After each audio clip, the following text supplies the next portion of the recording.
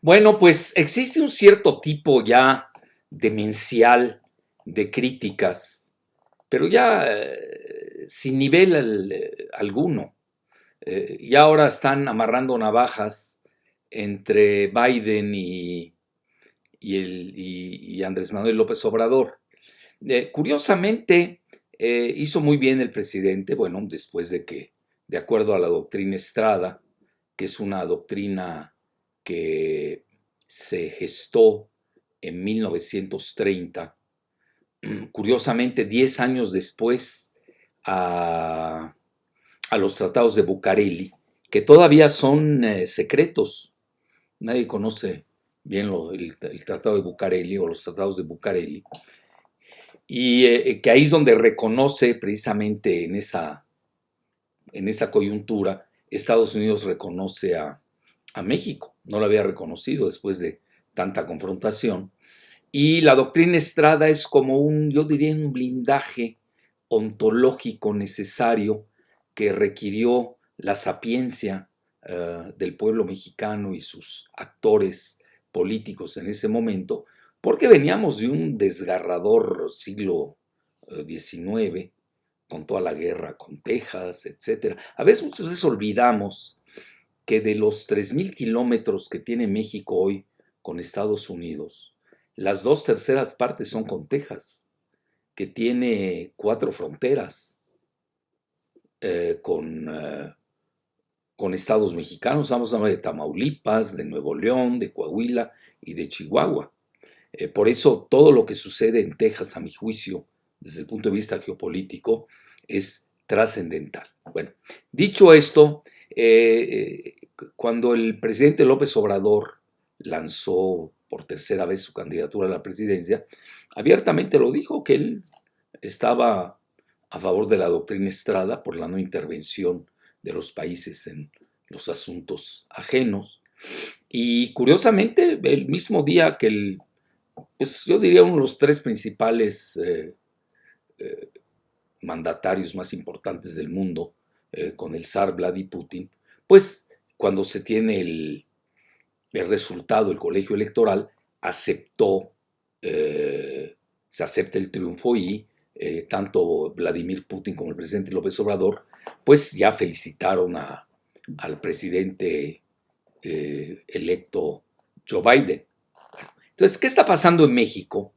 Uno se mete una bola ahí de propagandistas, pues no son analistas, vea. Un analista escucha los dos puntos de vista, tiene que ser dialéctico, da el punto de vista en contra del presidente López Obrador, es muy válido, siempre y cuando sea respetuoso, no al tipo broso que casi le mienta la madre al presidente. En otro país estaría en la cárcel.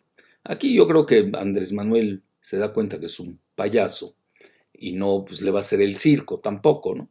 Entonces, sí, pero hay leyes y se van a respetar las leyes, es para todos. Yo lo mismo hubiera dicho si Broso le mienta la madre a Peña o a quien sea.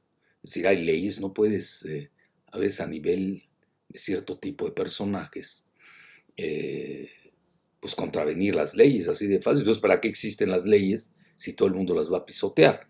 Bueno, eso es irrelevante, se los digo abiertamente. Aquí lo fundamental es de que es válido hacer la crítica, pero también hay que dar el punto de vista contrario, que es lo que no estamos acostumbrados en México. Nada más se oye la cacofonía unilateral de un solo lado de los mismos locutores de Televisa del viejo régimen, así de fácil. Bueno, entonces, y no es que yo lo siga, a mí me da mucha flojera seguir esas cosas, ¿no?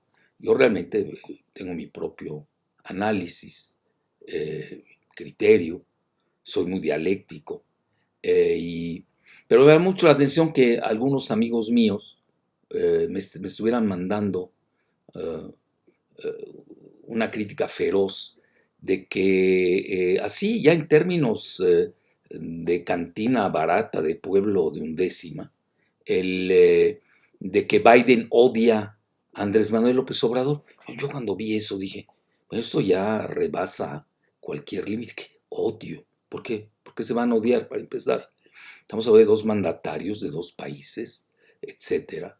Y uno de ellos se llama Gabriel Guerra, algo así. por el estilo, que es un mediocre de nada, ¿no? Su vida, este, cero, así, no vale nada. Fue un empleadito de Salinas, luego de Cedillo, su suegro es un publicista, ahí uno más entre miles, vive de eso, de la publicidad, de la propaganda. Espero que no le hayan pagado para estar golpeando, ¿no? Que lo cual puede ser también. Es el estilo de este Guerra, que ni sabe cómo falleció su mamá.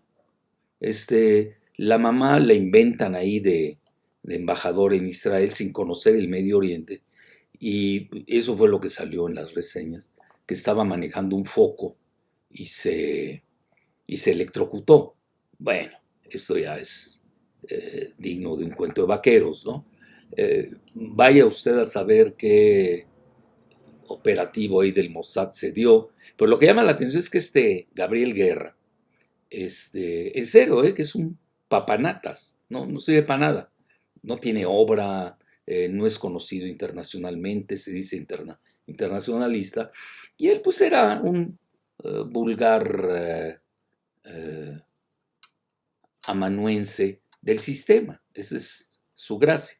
Y más que la de él, la de la mamá, que hay que reconocer, era una relativamente buena poeta, pero él es nada. Bueno, este cuate sale y ahí despotrica de que había puesto en peligro la relación de México y Estados Unidos, cosas así por el estilo, que son de lo más alocadas. Bueno, lo dejo, nada más de el nombre quién es.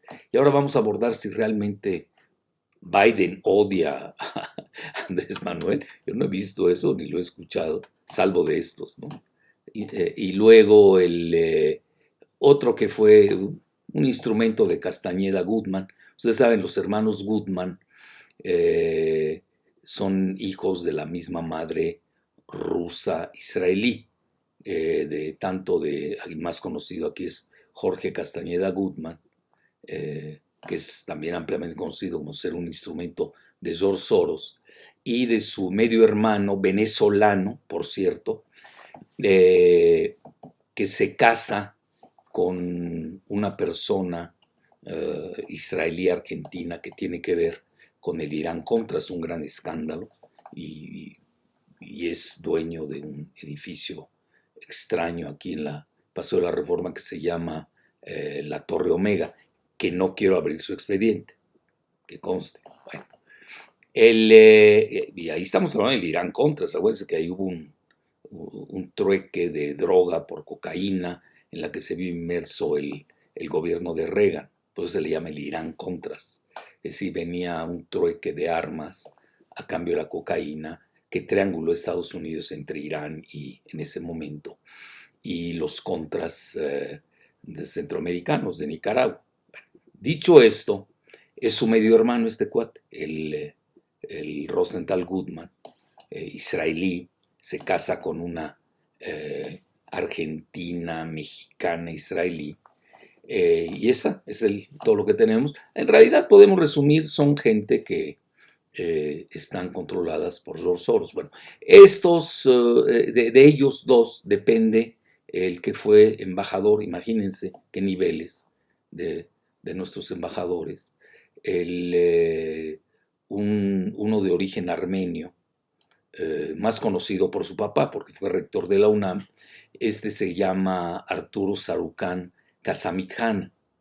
No me voy a meter a su historia particular, que deja también muchos agujeros negros, nada más meto a sus posturas. Él es abiertamente pro Clinton, pro Hillary, pro Bill Clinton, por una razón, porque fue empleado, fíjense, no les digo niveles de altura, no son empleaditos, lo más chafa de lo chafa. Fue empleado de los hermanos Podesta, que son muy famosos, porque ahí lo buscan ustedes, lo pueden googlear, no me quiero meter a ese renglón muy controvertido, de las pizzas, parece que les encantaban las pizzas, ahí lo dejo, y también arremete, hace y deshace, ni siquiera toman en consideración, bueno, qué opina la Cancillería mexicana, qué opina el mismo presidente López Obrador, buscar la antítesis. Bueno, ¿es realmente, hay odio entre Biden y López Obrador? Primero que nada, no existe, eso yo no lo sé, no me consta. ¿Por qué se van a odiar? Yo no veo en qué se puedan odiar. Porque tardó en reconocer, de acuerdo a la vigencia de nuestra tradición y leyes mexicanas, nuestra famosa doctrina Estrada, que yo digo es un blindaje, es como tener anticuerpos, porque el sistema inmunológico mexicano es muy débil, lo dejan muy vulnerable los globalistas neoliberales, que para ellos no existe, para ellos es caduca y anacrónica la doctrina Estrada. Bueno, les recuerdo una cosa, eso es importante. Castañeda Gutmann duró 2 años en la Cancillería mexicana. Lo sacó a patadas Marta Sagún. Yo tenía el dato hasta qué horas lo iban a correr, con eso les digo todo. Era un viernes a las 12 del día y en Estados Unidos ni la aguantaban. Si alguien destruye la relación entre México y Estados Unidos, es Castañeda. Y lo hace en forma deliberada cuando en ese momento teníamos para realizar, yo diría, la política es el arte de lo posible. En ese momento, un muy aceptable acuerdo de migración. Y este cuate sale con el asunto de que la enchilada completa. Bueno, no tiene ninguna experiencia en la Cancillería. Para que vean que aquí no hay nada personal, su padre, ese sí, era un extraordinario diplomático. Que por cierto, este sí, Castañeda Gutmann, odiaba a su padre. Tan es así que no lo dejó ver antes de morir a sus hijos. Bueno, esto lo sabe cualquiera.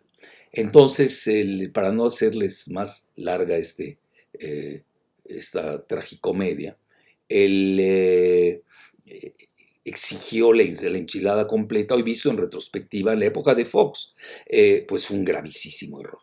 Ahí es donde realmente, yo diría, se detona toda la cuestión migratoria entre Estados Unidos y México, que hoy estaríamos en otra situación más favorable y menos desfavorable debido a la pésima política, muy amateurish, muy de aficionado, al menos que haya correspondido en su momento a la agenda que luego vimos está hoy practicando George Soros de incitación a las migraciones masivas desde Centroamérica. En esto no lo digo yo, hay datos duros. George Soros financia la mayor parte de las ONGs en Centroamérica y está financiando también a los migrantes porque en la época de Trump, todavía es presidente Trump, pero más en su auge, le convenía encender e incendiar la agenda migratoria para poner en aprietos a Trump. Eso es lo que hay detrás, en realidad, de la cuestión migratoria que se exacerbó en estos 2 recientes años. Bueno, dicho así, y ya me voy a datos duros, no hay una prueba fehaciente de que alguien diga que Biden odia a López Obrador y viceversa, menos que López Obrador odia a Biden o odia a Trump o Trump odia a López Obrador. ¿Qué es eso? ¿Qué niveles ya estamos hablando de análisis? Aquí tenemos que ir a análisis duros. Vean, podemos decir que no le gustó o se esperaba que de inmediato López Obrador lo reconociera. Sí, pero ya les dije toda la cobertura de la doctrina Estrada, que es muy fundamental. Eso hay que entenderlo. Y Estados Unidos lo entiende perfectamente. Eso también no hay que hacer una tormenta en un vaso de agua. Bueno, ¿le convendrá verdaderamente a Joe Biden, ahora que va a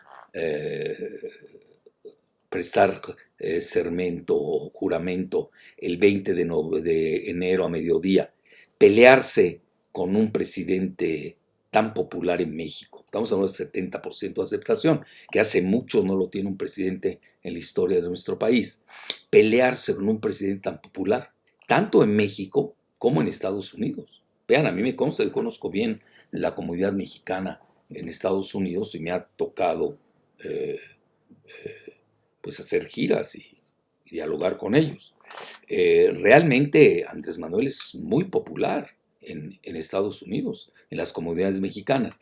Y tan no intervino Porque aquí muchos dijeron, es que fue a la visita a la Casa Blanca. Sí, pero no puedes comparar esa visita con la que hizo Trump cuando lo reciben Videgaray y Peña, porque en ese momento Trump era candidato, no era presidente de Estados Unidos. Y ahí yo le doy la razón a quienes criticaron esa visita. E incluso Claudia Ruiz Massieu, que era canciller, tengo entendido que mostró su insatisfacción, lo cual pues, era muy válido. Y creo que lo renunció, ya no sé qué pasó. Bueno, a lo que quiero llegar no es comparable porque no es entre iguales. Aquí estamos hablando que Estados Unidos, México y Canadá firman un TEMEC, Tratado México, Estados Unidos, Canadá, y Justin Trudeau pues no quiso ir a su cuenta y riesgo. Nosotros no tenemos esos anticuerpos que puede usar Canadá. México no tenía mucha opción. Vean, les recuerdo algo. Si hubiera sucedido con Biden siendo presidente en lugar de Trump, hubiera dicho lo mismo. Es decir, aquí no había analogía porque es una visita de Estado. Es decir, López Obrador es presidente, Trump es presidente, va y firma el tratado del TEMEC, que además no lo hizo él. La mayor parte del tratado MEC lo hace Videgaray con esta cosa, ¿cómo se llama? El de Alfonso Guajardo, que se cree que es el único que sabe de libre comercio en la Vía Láctea. Y naturalmente Peña, que ni sabía de lo que firmaba. Entonces, y la última parte que firma ya siendo presidente electo López Obrador es la parte que envía Jesús Seade para la cuestión de la soberanía energética. Pero fuera de eso, todo el tratado, que a mí no me gusta, a mí ni me gustó el Tratado de Libre Comercio, porque no tiene transferencia de tecnología, y tampoco me gusta donde aquí hay un apartheid literal, una gran discriminación tecnológica. No crean que yo he hecho las campanas al vuelo. Bueno, pero es nuestra realidad y tampoco voy aquí a hacer un papel de aguafiestas. Bueno, entonces ahí tienen ustedes que eso, para empezar, no es comparable. Bueno, ya nos vamos a situaciones ya más reales. Conste, yo lo he dicho hasta el cansancio, a mí me consta, cuando me reunía con Manuel Camacho Solís y con Andrés Manuel, nos reuníamos, pues tenían una excelente relación con Obama. Hasta ahí me quedé. Obama es el mentor de Joe Biden. Obama fue presidente y dos veces fue vicepresidente Biden, sin hacer una mancuerna, nos guste o no. Hay una excelente relación, siempre la ha habido, entre la llamada izquierda mexicana con el Partido Demócrata. Hay mayor afinidad, eso es muy interesante verlo. Ustedes lo pueden ver hasta en los principios básicos de los dos partidos. Hay una mayor afinidad de la llamada izquierda mexicana. No la izquierda travesti de los chuchos, por favor, o del Belauzarán, o toda esa fauna que ya ustedes conocen. Estoy hablando de cosas más serias, ¿no? Más fundacionales, se diría por ahí. Y la amistad pues, era enorme entre ellos. Incluso en una ocasión López Obrador, siendo candidato, fue a Los Ángeles a apoyar a Obama. Ustedes saben, California prácticamente, que es mayoría mexicana, prácticamente vota por los demócratas. Siempre se ha dado esa consideración. Bueno, hasta ahí dejo y ahí viene por qué a Biden no le conviene pelearse. Ni con México, ni con el presidente en turno de México, ni con los mexicanos, ni con López Obrador. De ahí les voy a dar mi muy humilde opinión. Vean, Biden para empezar llega ya muy débil. Es decir, no crean que es un presidente que tiene mandato. No lo tiene. Estados Unidos ahorita está en una franca, pues yo diría una situación muy delicada. Hay una palabra en alemán que se llama Schadenfreude, que es el placer que da el malestar ajeno. Yo no padezco eso. Es decir, nosotros le deseamos que Estados Unidos se armonice, se reconcilien, si es que es posible, por una sencilla razón, porque nos va a afectar tanto a los mexicanos, nuestros connacionales en Estados Unidos, como a nosotros en México. Entonces vas a decir, ¿por qué? Por una sencilla razón. Primero que nada, tenemos más de los 36 millones de mexicanos que dice esta muy sesgada oficina del censo allá en Estados Unidos. Yo, mi ojo de buen cubero es que son 55 millones, esa es mi muy humilde opinión. Como están subreportados, no es fácil hacer el conteo. Vean, yo he preguntado, créame, donde se debe preguntar, de los dos lados, tanto en Estados Unidos como acá, y me mandan a la oficina del censo, pues cualquiera lo googlea, no tiene ninguna gracia. Quiero datos duros, etcétera. En una ocasión me llamó la atención que el mismo embajador de Estados Unidos de México, Landau, haya dicho que hay 60 millones de mexicanos. Ya sabemos que hay 62 millones de latinos, pero los latinos no son todos mexicanos. El 62% de los latinos en Estados Unidos son mexicanos. Yo por eso hago mucho la diferenciación entre mexicanos, que somos el 62% de todos los latinos en Estados Unidos. Eso es importante. Además, la religión de los mexicanos en su mayor parte son guadalupanos, católicos, mientras que los latinos no mexicanos, su mayoría son protestantes. Son sutilezas muy importantes, relevantes. Además, no tenemos la misma historia con Estados Unidos. Dos mexicanos que mis muy queridos latinos no mexicanos. Yo siempre le he dicho, yo soy tan latinoamericanista como soy mexicano. Entonces, así no es nada de personal en contra de alguien. Estoy hablando de precisiones, que además tenemos diferentes historiales, diferentes migraciones. Yo por eso siempre he estado en contra de que la oficina del censo llame al 62% de los latinos, que somos los mexicanos, nos pongan en la generalidad de latinos o hispanics. Esta todavía es peor, todavía les paso la de los latinos, la de hispanics menos. Bueno, y hay que recordar que los latinos, en general, como le llama la oficina del censo, son de alrededor del 18% en Estados Unidos. Hoy los mexicanos solos, sin los latinos no mexicanos, estamos hablando es prácticamente el mismo porcentaje de los muy respetables afroestadounidenses. Están hay una diferencia, si no me equivoco, de 2%. Pero obviamente los mexicanos van que vuelan debido a los centennials que tenemos y a los millennials, y va a ser la primera minoría étnica en la próxima elección en Estados Unidos, así de fácil. Bueno, entonces dicho esto, incluso yo acabo de hacer un artículo en La Jornada donde vislumbro una alianza de los mexicanos con los WASP, con el White Anglo-Saxon Protestant, los protestantes blancos anglo-saxones. Y ahí es donde entra por qué a Biden no le conviene pelearse con México, aunque Andrés Manuel sea lo peor de lo peor. Obviamente que no lo es, pero yo quiero así abonar a las fobias de Guerra y del Sarucán y de otros peores, ¿eh? No crean que yo estos porque me los mandaron y ahí medio lo vi, dije, ¿qué es esto? ¿Qué niveles? Dice un buen, representó al país, por eso siempre estuvo tan mal representado México. Además no lo representaban.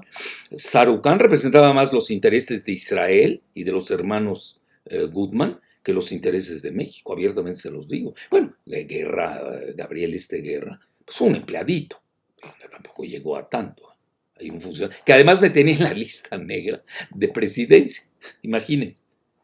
Que no hable Jalife, vamos a frenar a Jalife, tal canal, ahí con un tal Zambra, que estaba en el canal 11, un día que llegó un amigo mío, director del 11, me dice, oye, aquí estás en la lista negra, te tenían el Guerra y el Zambra, Jambra, no sé cómo se llamaba, ahí le dije, por favor, le dije, es el crimen perfecto, en ese momento yo decía que el crimen feo, porque había un dicho, era el canal 11, ¿sí saben por qué, no?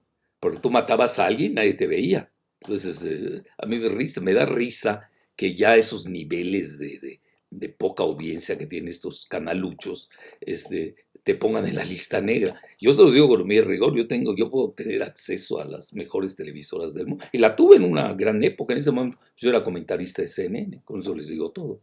Y luego ya no se diga a nivel euroasiático, Medio Oriente, Sudamérica. No acaba, imagínense, el Jambra y el Guerra boicoteando que yo no saliera en el Canal 11, se me hacían un favor. Bueno, en ese momento, no estoy hablando de este Canal 11, que espero no cometa las mismas vejaciones de sus antecesores. Entonces, vean, En esta situación, ¿cómo le puede convenir a un presidente que llega muy alicaído, donde el trumpismo, con o sin Trump, ahí está, nos guste o no? Yo soy realista, yo veo lo que pasa en Estados Unidos. Y hemos visto las dos maneras en que votaron los mexicanos, fíjense. Yo hago mención precisamente en mi artículo que acabo de hacer en La Jornada de lo tengo que reconocer, un fascinante estudio que hicieron. No me gustó, es fascinante por la manera en que votaron los llamados latinos y mexicanos en las urbes en Estados Unidos, en las grandes urbes. Hasta puse surrealismo. ¿Qué quiere decir? Porque eso es increíble. La mayor parte de los latinos, lo dice el New York Times, que odia a Trump y es pro Soros a morir. 65% votó por Trump. De no creerse. Bueno, yo como realmente traigo otra hipótesis de trabajo, es decir, yo no quiero ver la dispersión del voto tanto de los latinos como de los mexicanos. Yo realmente se los he dicho, para mí el futuro de Estados Unidos y el futuro de la relación México-Estados Unidos, van a decir, bueno, Jalife está exagerando, ya redujo demasiado. Bueno, esa es mi hipótesis, tengo derecho, ¿no? Ya la historia nos desmentirá, o el presente inmediato. Si se pudiera decir así. Para mí hay que seguir California y Texas. ¿Por qué razón? Para empezar, tienen el mayor PIB, Producto Interno Bruto, de todo Estados Unidos. California el primero. Si California fuera país, sería el quinto del mundo. Si Texas fuera país, sería el 10º del mundo. En votos electorales, California anda, si no me equivoco, 55 votos electorales, y Texas trae 38. Son los dos principales votos electorales. Ustedes saben que en Estados Unidos la contienda es por estado y sus votos electorales, no es popular. Por eso a mí no me gusta esa dispersión demográfica que se hace de los latinos y los mexicanos que operó New York Times, pero me gustó. Fíjense lo que son, no estoy de acuerdo, pero está bien hecho, y además lo que no me gustó fue el abordaje, porque yo sí traigo una hipótesis operativa, que es o Estados Unidos en una guerra civil o viene la secesión. Adivinen de dónde. Pues California con su Calexit, así se llama, o Texas con su Texit. Entonces ahí lo tienen. Entonces son momentos muy delicados en Estados Unidos, donde a Biden no le conviene pelearse con su vecino del sur, que además tenemos entre 35 o 55 millones de mexicanos allá en Estados Unidos. Y se va a pelear con el futuro porque los mexicanos somos los que vamos a definir las próximas elecciones, si es que no se da la guerra civil o si no se da secesión, cosa que yo no deseo. Ya les dije las consideraciones por las cuales no las deseo. Una de ellas es que de los 6 principales ingresos que tenemos en México, 5 dependen de Estados Unidos. 5, se dice fácil. Y no solamente son las remesas. 5 rubros. Entonces, dicho esto, ¿cómo le va a convenir a Biden pelearse al revés? Yo si fuera Biden, primero que nada, él es católico. Tenemos más convergencias, bueno, al menos él, los católicos, que con los guadalupanos mexicanos. Esa es la realidad. Más que con los latinos no mexicanos, que en su mayoría son protestantes. Entonces ahí tienen ustedes que no tiene ni sentido todo lo que se ha pensado y dicho de que Biden odia a Andrés. Aunque lo odiase, la política no es tan primitiva. Vean qué nivel hemos ido en los abordajes de los temas en México. Y es una cosa racional, se tiene que pensar en la perspectiva de la relación entre los dos países, y nos guste o no, a nivel estructural, estamos amarrados por un TEMEC. A mí no me gusta, ya se los dije hasta el cansancio. Incluso hay un veto contra China, para que no tengamos un tratado de libre comercio con China, que hoy tiene el mayor bloque geoeconómico del planeta, que es el famoso RCEP de 15 países. Mayor bloque. Estamos hablando de la tercera parte del Producto Interno Bruto Mundial, aquellos que les gusta ser economicistas a ultranza, y donde hay transferencia de tecnología. Ojo, que no la tenemos en el TEMEC y no la tuvimos con el Tratado de Libre Comercio de Salinas, etc. Entonces, vean, ya con esto que les estoy diciendo, pues prácticamente no hay razón, a todo lo contrario. Un prospectivista, estadista, sus equipos, tienen equipos, no crean que hablan así a locas y a tontas.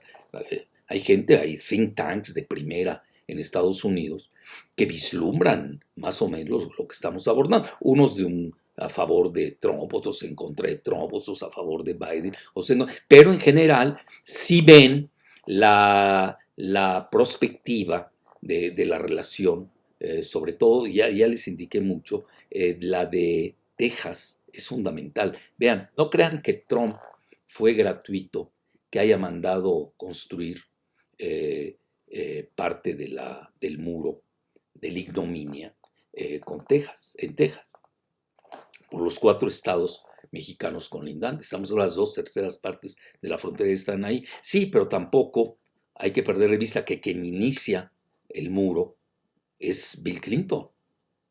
Y luego lo sigue Baby Bush. A mí me ha tocado recorrerlo, porque en una ocasión creo que el mismo Sarucán dice, es que no es un wall, jugando en inglés, no es wall, no es muro, es un fence. Hágame el favor, ya, jugando con las palabritas ahí para retrasados mentales.